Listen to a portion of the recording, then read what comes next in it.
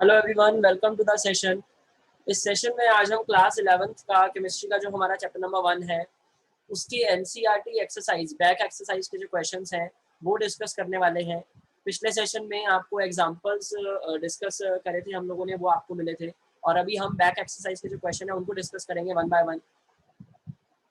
Question number 1 क्या कहता है, calculate the molar mass of the following. बड़ा सिंपल सा क्वेश्चन है हमारा। मोलर मास हमें फाइंड करना है।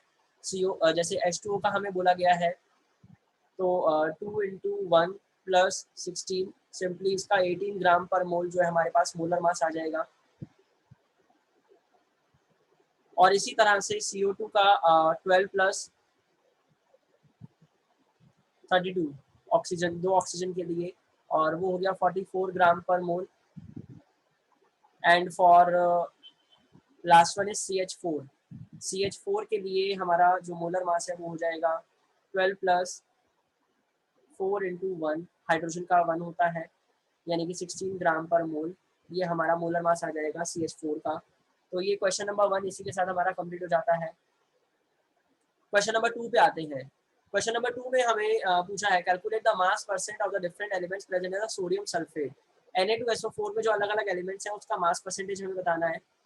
मास परसेंटेज का एक पर्टिकुलर फॉर्मूला होता है। उससे पहले हमें Na2SO4 का जो मोलर मास है उसको भी पता करना है। 23 इंटू 2 जो कि सोडियम का मास है, प्लस सल्फर 32 प्लस 16 ऊर्जा 64 ऑक्सीजन के लिए हम लिखते हैं। और इसमें हमारा ओवरऑल जो है 142 ग्राम पर मोल, ये हमारा सोडियम सल्फेट का जो मोलर मास है वो कैलकुलेट होकर आएगा। और मास परसेंटेज फाइंड करने के लिए, जैसे कि सपोज हमें सोडियम का मास परसेंटेज फाइंड करना है, तो ऊपर हम सोडियम के लिए लिखेंगे सोडियम का जो मास है डिवाइडेड बाय जो हमारा पूरा सोडियम सल्फेट का मास है इंटू 100। और इसी तरह से सल्फर के लिए mass of sulphur upon mass of sodium sulphate into 100। Mass percentage of oxygen के लिए हम ऑक्सीजन का लिखेंगे 64 अपॉन 142 इंटू 100। और इसी तरह से हमारा जो मास परसेंटेज है तीनों का वो फाइंड आउट हो जाएगा। 32.39 जो हमारा मास परसेंटेज है वो सोडियम का आएगा, और 22.54 जो है वो हमारा सल्फर का आएगा, और इसी तरह से 45.07। वैसे आप तीसरे सब्सटेंस का मास परसेंटेज, तीसरा एलिमेंट अगर दे रखा है तो आप 100 से माइनस करके भी उसको फाइंड आउट कर सकते हो। तो इसी के साथ हमारा क्वेश्चन नंबर 2 भी कंप्लीट हो जाता है। अब हम क्वेश्चन नंबर 3 पे आएंगे। क्वेश्चन नंबर 3 में हमें बोला है, determine the empirical formula of an oxide of iron which has 69% iron, 30.1% dioxygen by mass. तो हमें इसका एम्पेरिकल फार्मूला बताना है। एम्पेरिकल फार्मूला का अपना एक अलग फॉर्मेट है, उसको फाइंड करने के कुछ का एक पूरा तरीका है, उसको हम फाइंड करेंगे। एग्जाम्पल भी हमने एक ऐसा करा था जिसमें एम्पेरिकल फार्मूला हमें फाइंड करना था। तो इसके लिए हमें टेबुलर फॉर्म में एक पूरा टेबल बनाना है, जैसे कि क्वेश्चन नंबर 3 का आंसर हम यहाँ पे करते हैं। तो सबसे पहले हम एलिमेंट मेंशन करते हैं, आयरन और ऑक्सीजन। उसके बाद हम उसका मास परसेंटेज मेंशन करेंगे। मास परसेंटेज आयरन का जो है वो 69.9 है, और ऑक्सीजन का यहाँ पे हमें गिवन है 30.1। उसके बाद हम फाइंड आउट करते हैं number of mole which is given mass upon molar mass. तो यहाँ पे 69.9 अपॉन 55.85 होता है, ये वैल्यू हम यहाँ पे प्लेस करेंगे, which is almost equal to 1.25। and the number of moles of oxygen will be equal to 30.1, which is the mass percentage divided by 16, which is the molar mass। तो यहाँ पे हमारा आंसर जो है वो 1.88 आएगा। नेक्स्ट अगला हमारा पार्ट होता है सिंपलेस्ट मोल रेशियो। तो ये हमारा डिवाइड कर देंगे हम, इसमें जो भी सबसे स्मॉलर नंबर ऑफ मोल है 1.25 को 1.25 से डिवाइड करते हैं, और 1.88 को हम 1.25 से डिवाइड करेंगे। सिंपलेस्ट मोल रेशियो में आप उस वैल्यू से, उस डिजिट से डिवाइड करते हैं जो भी आपके सारे नंबर ऑफ मोल्स में स्मॉलर डिजिट है, और सभी नंबर ऑफ मोल्स को, अगर यहाँ पे 2 की जगह 4 होते तो उन 4 में से जो भी सबसे स्मॉलर डिजिट था वो सबके डिनोमिनेटर में आता। तो यहाँ पे हमारा आंसर 1, और यहाँ पे अप्रोक्सीमेटली 1.5 आ जाएगा, और उसी से ही हमें इसके एटम्स पता चल जाएंगे। अब देखिए एटम्स जो है वो हम 1 और 1.5 तो ले नहीं सकते, तो हम एक ऐसा डिजिट से इसको मल्टीप्लाई करेंगे कि 1.5 वो जो नंबर है वो होल नंबर हो जाए। तो इसके लिए 2 बहुत इजी डिजिट, इजी कैलकुलेशन है 2 से मल्टीप्लाई करना, so that it will convert into 2 and this digit will convert into 3। तो हमारा फॉर्मूला बन जाएगा Fe2O3, एम्पेरिकल फॉर्मूला हमारा बन जाएगा Fe2O3। बिल्कुल इसी से मिलता जुलता एक क्वेश्चन हमारे पास और है, मिलता जुलता क्या, बिल्कुल वैल्यूज भी सेम है। Determine the molecular formula of an oxide of iron in which the mass percentage of iron and oxygen are 69.9% and 30.1% respectively। यही सेम क्वेश्चन जो कि अभी हमने करा है, तो ये थर्ड और एट्थ क्वेश्चन जो है बिल्कुल सिमिलर है, पूरा सेम है, और वो क्वेश्चन आपके सामने यहाँ पे भी सॉल्व हो गया है। Fe2O3 जिसका एम्पेरिकल फॉर्मूला और मॉलिकुलर फॉर्मूला भी है, कुछ बुक्स के अंदर इसका मॉलिकुलर फॉर्मूला साथ में दे देते हैं और उसके अकॉर्डिंग जो है आंसर हम सॉल्व करते हैं, ठीक है। तो अभी उसी के हिसाब से हमारा ये थर्ड और एट्थ क्वेश्चन दोनों ही कंप्लीट होगा इसी के साथ। अब हम और अगले क्वेश्चन पे चलते हैं। क्वेश्चन नंबर 4, क्वेश्चन नंबर 4 में क्या बोला है, calculate the amount of carbon dioxide that can be produced when 1 mole of carbon is burned in air. इस क्वेश्चन के लिए सबसे पहले हमें इसकी इक्वेशन चाहिए। कार्बन को अगर हम ऑक्सीजन के साथ बर्न करते हैं तो कुछ ये सबसे सिंपल इक्वेशन आती है, और इस इक्वेशन के अंदर 12 ग्राम कार्बन जो है वो हमारा 32 ग्राम ऑक्सीजन के साथ कंबस्ट हो रहा है और 44 ग्राम CO2 फॉर्म कर रहा है। ये हमने इनके एटॉमिक या मोलर मासेस लिखे हैं। अब हम क्वेश्चन पे आते हैं, क्योंकि ऐसे क्वेश्चंस बिना इक्वेशन के हम नहीं कर सकते हैं, इसीलिए ऐसे क्वेश्चन को करने के लिए हमें इक्वेशन जरूर चाहिए। 1 mole of carbon is burned in air. अब आप यहाँ पे देख सकते हैं कि 1 मोल ऑफ कार्बन यानी कि 12 ग्राम कार्बन को जब आप बर्न करेंगे तो आपको 1 मॉलिक्यूल जो है CO2 का मिलेगा, 1 मोल जो है CO2 का मिलेगा, और वो 44 ग्राम है। तो अमाउंट बताना है, यानी कि हमें उसका मास बताना है। तो पहले क्वेश्चन का आंसर तो हो गया 44 ग्राम कार्बन डाइऑक्साइड। अगले क्वेश्चन पे आते हैं, सेकंड पे। 1 mole of carbon is burned in 16 gram of dioxygen. अब बहुत सिंपल सी बात है, आपके पास कार्बन का मोल जरूर 1 है, लेकिन अब की बार ऑक्सीजन हमें 16 ग्राम दे रखा है। पहले हमारे पास कोई कंडीशन नहीं थी, हमारे पास पहले अनलिमिटेड ऑक्सीजन थी, पहले ऑक्सीजन की कंडीशन नहीं थी। अब की बार ऑक्सीजन की कंडीशन है। अब अगर आपको 1 मोल कार्बन का दे रखा है और हाफ मोल डाइऑक्सीजन का दे रखा है, तो इसका ये मतलब तो है नहीं कि इक्वेशन के हिसाब से अगर हम देखें तो 1 मोल कार्बन 1 मोल डाइऑक्सीजन के साथ रिएक्ट कर रहा है। तो इसीलिए अगर हमारे पास हाफ मोल डाइऑक्सीजन है तो उसके साथ हाफ मोल ही कार्बन रिएक्ट करेगा। तो यानी कि 16 ग्राम कार्बन के ऑक्सीजन के साथ 6 ग्राम कार्बन ही रिएक्ट करेगा, जिससे कि 22 ग्राम कार्बन डाइऑक्साइड ही फॉर्म होगा। यूनिटरी मेथड से आप इसको सॉल्व करके दिखा सकते हैं, जैसे कि 32 gram of oxygen react with 12 gram of carbon, then further 1 gram of oxygen will react with 32/12 and then 16 gram 32/12 into 16। तो उससे आपका आंसर आ जाएगा कि कितना कार्बन उसके साथ रिएक्ट करेगा। और इसी के साथ हमारा क्वेश्चन का सेकंड पार्ट जो है वो कंप्लीट हो जाता है। थर्ड पार्ट पे आएंगे हम। 2 moles of carbon are burned in 16 gram of dioxygen. 2 moles of carbon, अब की बार हमें कार्बन के 2 मोल दे रखे हैं, यानी कि 24 ग्राम दे रखा है हमें कार्बन, लेकिन 16 ग्राम डाइऑक्सीजन के साथ पूरा वो रिक्वायर्ड ही नहीं है। तो 16 ग्राम के साथ तो सिर्फ 6 ग्राम ही रिएक्ट करेगा, बाकी का जो 18 ग्राम वहां पे हमें गिवन है एक्स्ट्रा है वो अनरिएक्टेड रह जाएगा। तो कार्बन डाइऑक्साइड तो यहाँ पे भी हमारा 22 ग्राम ही रिएक्ट होगा और प्रोड्यूस होगा, और इसमें हमारा लगभग 18 ग्राम जो कार्बन है वो बाकी रह जाएगा, अनरिएक्टेड रह जाएगा। क्वेश्चन नंबर 1.5 पे आते हैं। Calculate the mass of sodium acetate. Sodium acetate का मास बताना है हमें। Required to make 500 ml of 0.375 molar aqueous solution, और मोलर मास हमें गिवन है सोडियम एसिडेट का। तो आपको यहाँ पे वॉल्यूम गिवन है, क्वेश्चन नंबर 5 की बात करेंगे हम। वॉल्यूम गिवन है हमें 500 ml, और इसके साथ साथ हमें जो मोलर मास है वो भी गिवन है, बट मोलर मास हम फाइंड कर सकते हैं CH3CONA का, ये है हमारा 82 ग्राम पर मोल। इसी के साथ हम कैलकुलेशन करेंगे, और उसके साथ साथ हमें मोलारिटी गिवन है। यहाँ पे मैं इसको M2 लिख देता हूँ, which is the molar mass of solute, और मोलारिटी हमारे पास है 0.375।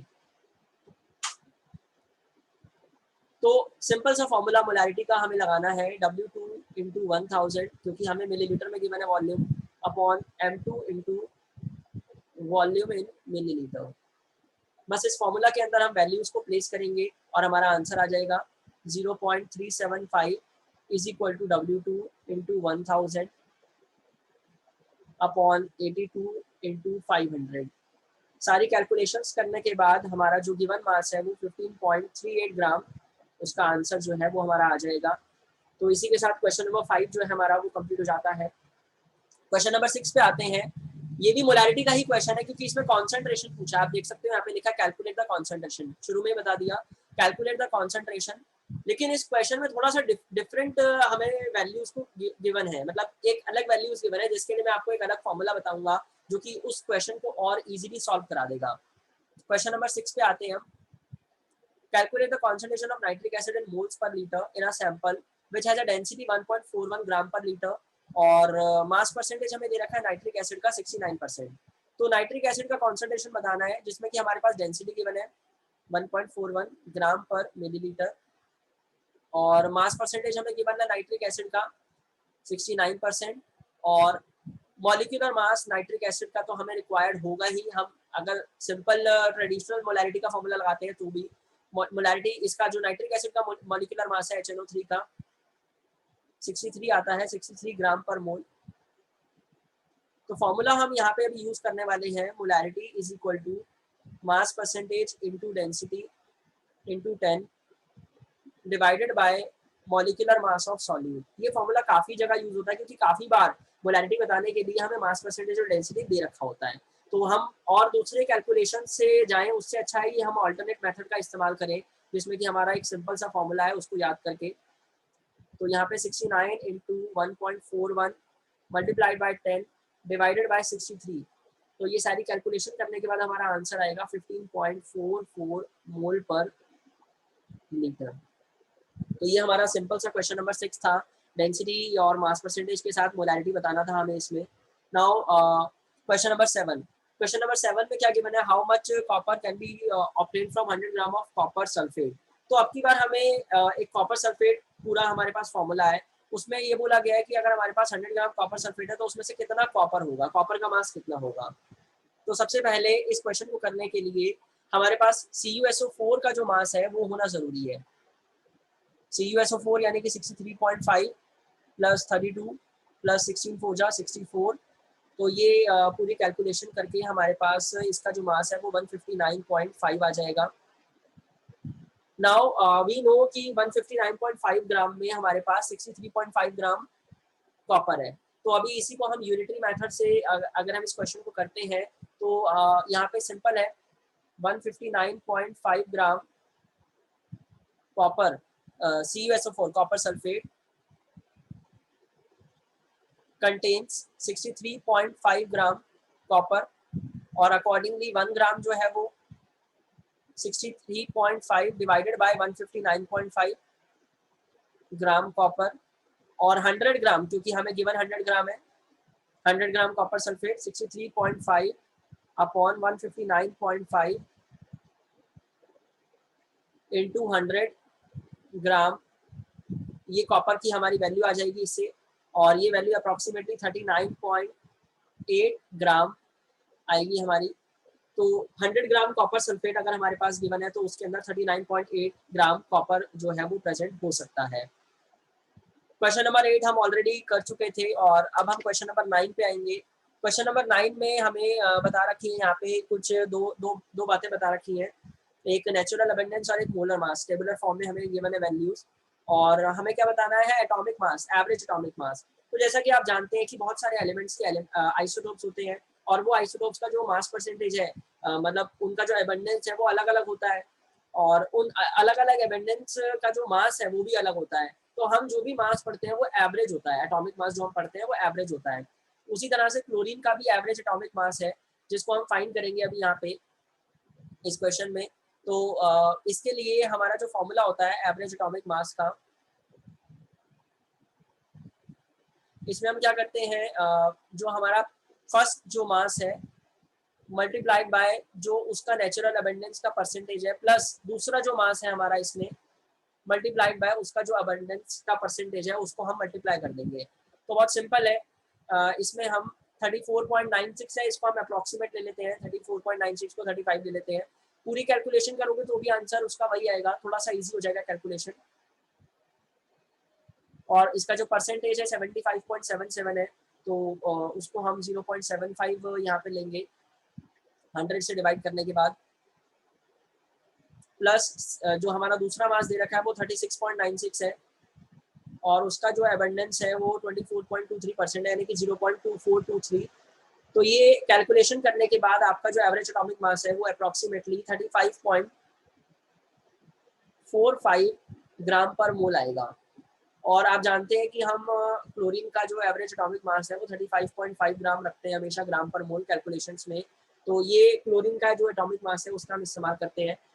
नॉट ओनली क्लोरीन, आप लगभग हर एक एलिमेंट का एवरेज एटॉमिक मास ही इस्तेमाल करते हैं, क्योंकि हर एक एलिमेंट का कुछ ना कुछ एबंडेंस में दूसरा कोई आइसोटोप प्रेजेंट होता है जिसका कुछ मास अलग होता है लगभग हर एलिमेंट का। तो हम लगभग सारे एलिमेंट्स का एवरेज एटॉमिक मास ही पढ़ते हैं। तो ये हमारा क्वेश्चन नंबर 7 हो गया, ये 9 हो गया। और अब हम 10th क्वेश्चन की बात करेंगे। 10th क्वेश्चन नंबर जो हमारा है, number of 3 moles of ethane हमें दे रखे हैं। Ethane, calculate the following the number of moles of carbon atoms. हमें बोला है कि 3 मोल्स ऑफ इथेन में बताना है कि कितने कार्बन एटम्स होंगे। सबसे पहले तो हमें ये पता होना चाहिए कि 3 मोल्स ऑफ इथेन में कितने इथेन के मॉलिक्यूल्स हैं। तो अगर हम इथेन के मॉलिक्यूल्स की बात करें, नंबर ऑफ C2H6 मॉलिक्यूल्स, तो 3 इंटू एवागैड्रो नंबर हम करेंगे, number of moles into Avogadro number, यानी कि 18.066 इंटू 10⁻⁻23। एवागैड्रो नंबर जो है हमारा होता है 6.022 इंटू 10⁻⁻23। ठीक है, तो अभी इतने मॉलिक्यूल्स हमारे पास हैं 3 मोल्स ऑफ इथेन में। अब जो हमारे पास ये मॉलिक्यूल्स हैं, इन मॉलिक्यूल्स में हमें बताना है कि कितने हमारे पास। सबसे पहले हमें पूछा है number of moles of carbon atoms. Number of moles of carbon atoms हमें पूछा है। तो 3 मोल्स ऑफ इथेन में, यहाँ पे हमारा क्वेश्चन मोल्स में है। तो अच्छा, ये जो हमने क्वेश्चन कर लिया, ये तो बल्कि थर्ड वाला क्वेश्चन तो इसी में डायरेक्ट सॉल्व हो गया, नंबर ऑफ इथेन मॉलिक्यूल्स, क्योंकि यहाँ पे हमें मोल्स पूछे हैं फर्स्ट और सेकंड पार्ट में। तो एक मोल ऑफ इथेन में हमारे पास 2 कार्बन के एटम्स हैं। तो 3 मोल्स ऑफ इथेन में हमारे पास 6 कार्बन के मोल्स हो जाएंगे, कार्बन एटम्स के। तो इसका आंसर हो जाएगा 6 मोल्स। दूसरे में हमें पूछा number of moles of hydrogen atom. तो एक में हमारे पास 6 है, तो 3 में हो जाएंगे 18 मोल्स, क्योंकि यहाँ पे हमें मोल्स पूछा है, मॉलिक्यूल्स नहीं पूछा। और लास्ट हमें पूछा है number of molecules of ethane, जो कि हम ऑलरेडी फाइंड कर चुके हैं यहाँ पे। तो इसी के साथ हमारा जो ये इस चैप्टर के क्वेश्चंस हैं वो कंप्लीट हो गए। और इससे पिछले सेशन में इस चैप्टर के क्वेश्चन अभी कंप्लीट नहीं हुए, मतलब कि 1 to 10 क्वेश्चन जो है वो कंप्लीट हो गए। और इससे जो पिछला सेशन था, उस सेशन में आपको क्वेश्चन कराए थे मैंने, एग्जांपल्स कराए थे। और इससे आने वाले सेशन में आपको और इस चैप्टर के जो आगे के क्वेश्चंस हैं वो भी मिल जाएंगे। अगले सेशन में आपको 11 to 20 क्वेश्चन मिल जाएंगे, और उससे अगले सेशन में फर्दर आपको क्वेश्चंस मिल जाएंगे। Thank you so much. I hope आपको सबको अच्छे समझ में आया हो।